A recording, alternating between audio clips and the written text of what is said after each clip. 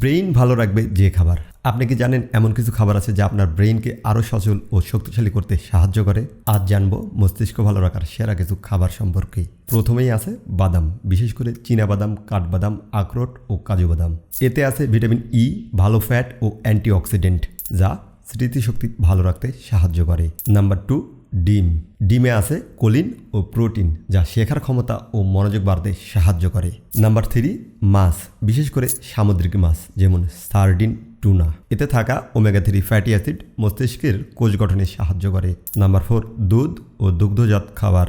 দুধ, দই, পনির এগুলোতে আছে ভিটামিন B12 যা স্নায়ুর জন্য ভালো।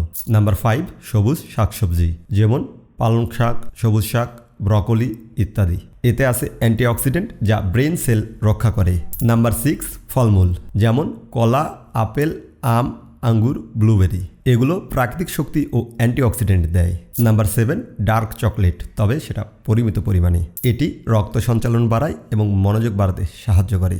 নাম্বার 8, পূর্ণ শস্য যেমন ওটস, লাল চাল, গম, আটার রুটি বা গমের রুটি। এগুলো ধীরে ধীরে শক্তি দেয়, ফলে মনোযোগ দীর্ঘক্ষণ থাকে। নাম্বার 9, ডাল ও বীজ জাতীয় খাবার।